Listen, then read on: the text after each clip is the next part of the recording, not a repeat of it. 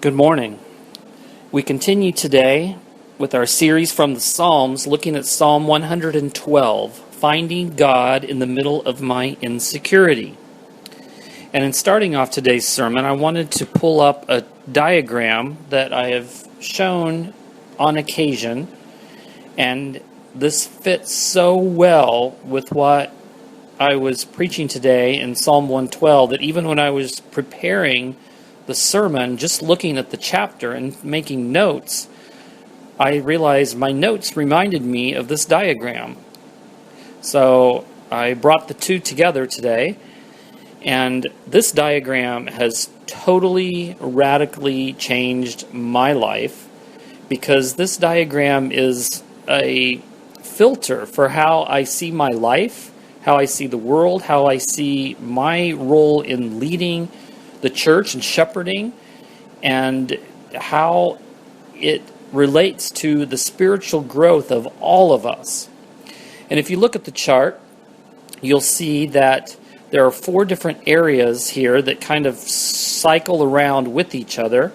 And as I plan sermons, as I lead the church in whatever areas of ministry we need to, in my head I'm thinking, how does this sermon, how does this ministry fit in with one of these 4 areas? Because all of them are important and all of them build upon each other and cycle around. And these 4 areas, if you see there at the top, we start out with knowledge. In other words, we learn things that help us to get to know God better. And as we learn to get to know God better through knowledge, it leads to the next area of faith. Because as we know God better, then we're able to deepen our faith in Him. We can trust Him more. We can trust Him in everything that comes along in our lives. And so our faith becomes more real and more deep to us. And as we're trusting God more, we discover that it leads us to the next area, which is character. Who we are on the inside begins to change. We begin to be transformed more and more into the image of Christ as we have deepened our faith in God Himself with the different things that come our way in our life. And so we began to conform our will to God's will and how we think and how we feel and how we eventually act. And this all relates to our character of who we are on the inside. And as we see that we change on the inside, it tends to work its way out to the way we act. The last area, action. We start to do the things that God calls us to do. We get out of our comfort zone. We begin to find ourselves responding in ways that we didn't before to the needs around us. And we see that we can take the love of God into new areas of life that we've never done before.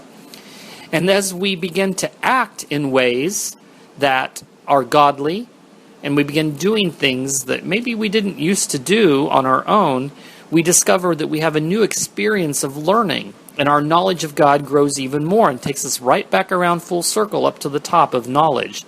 So knowledge leads to faith. Faith leads to character. Character leads to action, which leads to knowledge. And it keeps going around and around in circles. And it's not like we're just in one place at a time.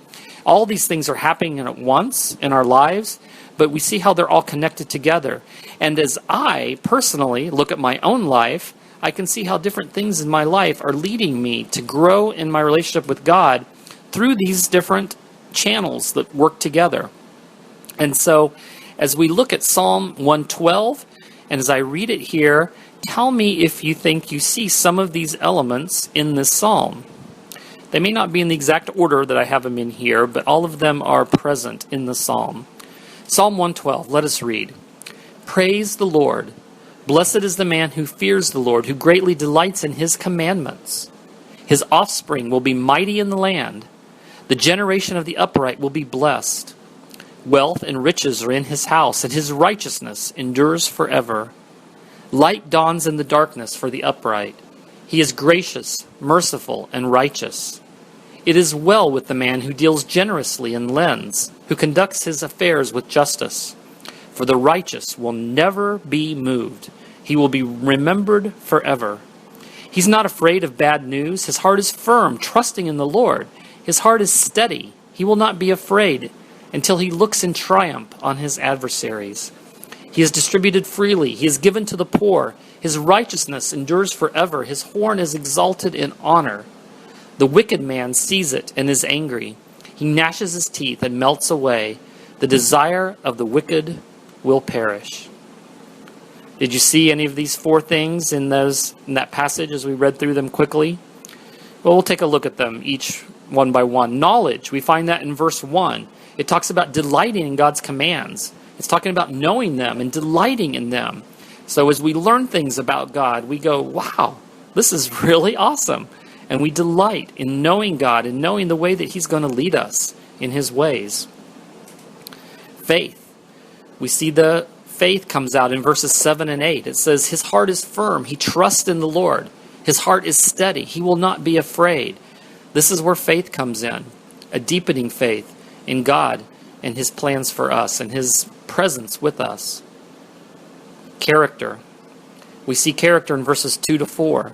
It talks about a person being upright, about being righteous, gracious, merciful. These are character qualities that are found in a person whose life is secure.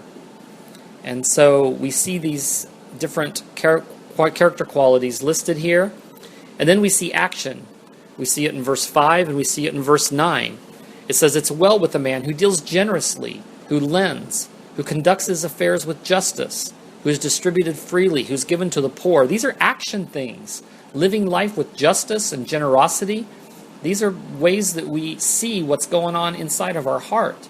And so we see action in these verses.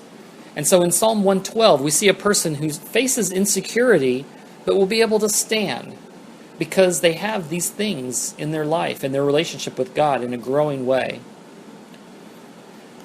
Sometimes we face insecurity because of our circumstances. We're born into a family that we don't really have any control over. We create a family. We have a little bit of control over the family we create and who we marry, but we really don't have a lot of control over our children, even over our spouse as we change and grow and develop. And so our families can give us insecurity. Our finances can make us, can break us. The finances define us. Our jobs and our careers, they make us, they break us and define us. Where we live geographically and what's going on politically, these things make us and break us and define us. Our health, our own personal health, makes us or breaks us, and it also defines us. And there's so many different areas of life that make us or potentially break us, and these things define who we are. Circumstances, some of them are beyond our control, some of them are within our control, but still these circumstances can give us a lot of insecurity in our life. Birth, death, disease, weather, the economy, the rulers we have, the opportunities or the lack of opportunities, all these different things circumstantially can cause us to be really insecure. Sometimes our insecurity is based on inner things, psychological things. We're trying to find purpose and meaning in life, and that can make life insecure as we're looking for those things. Just the wanting to be loved and to give love. Those are things that can cause insecurity. Wanting to make sense of every single day, yet trying to make sense of the big picture of our life. These are areas that we grapple with, trying to understand where our security lies. Some people leave their security up to forces of fate or luck or karma. Fate, even if there is such a thing as fate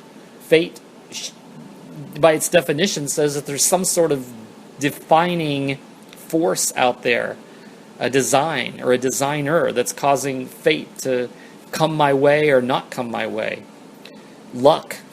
Man, if everything was left up to luck, then everything is at the roll of the dice. But we know that that's not true. Some things are a roll of the dice, some things aren't. So there can't be a force out there that is leading us that is just called luck, because it's not consistent. Karma. Sometimes karma seems to work, but I can tell you there's so many situations where somebody does the right thing or the good thing, but bad things happen as a result, and quite the opposite. People do the wrong thing, but yet good things happen to them as well. Bad things happen to good people and good things happen to bad people. And so karma itself is not consistent. So even though we try to find things to blame our circumstances on, fate and luck and karma are very, very weak explanations. Our insecurity can come in two ways, and this is really important, and I want us to remember these things, that insecurity can come through opportunities and can come through challenges. And sometimes opportunities and challenges are just two sides of the same coin. An opportunity can be a challenge, but a challenge can end up being an opportunity. And so as we think about our lives, and I'm going to give you a homework assignment this week, and you'll see in your bulletin on the sermon note page that I've got these two words listed there, opportunity and challenge. And what I did this week, and I'm asking you to do this week, is to take these home. And as you can see here, I have a little notebook, and I listed two columns on this piece of paper. One column says opportunity, one column says challenge. And I went down and wrote down just 4 or 5 things in each category. So I wrote down a few opportunities that are in my life, and I wrote down a few challenges in my life. And what I did was, I took these things with our little diagram chart here of knowledge, faith, character, and action, and I thought, which of these opportunities and which of these challenges most of all lines up with one of these things on the list? And as I put those things together, I realized that as I pray about these issues in my life, these opportunities or these challenges, I can see that God is doing something in my life, helping me to grow through these things.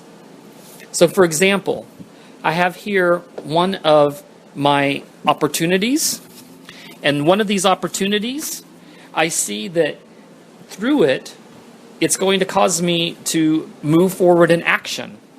I see that these opportunities, I just need to step out there and do these things that are standing before me, and I need to put into place the opportunities to be able to fulfill these things through what I do. I see that some of my opportunities will help me in my knowledge, because as I do these things, it's going to help me to experience God and know Him better. Excuse me. If I look at my challenges, one of my challenges on here is definitely going to deepen my faith. I know that I've got to trust God in ways I've never had to trust Him before. And so this challenge is going to help me grow in that area. A couple of my challenges that are on here are all about character. These are challenges that I see that within myself, I really, as good of a person as I am, it's hard for me to find within myself the ability to be able to handle these things in the right way. And so it makes me have to come to God and say, God, transform me. Help me to be a person that can respond and can move forward in a way that's going to be able to accept these challenges through my character.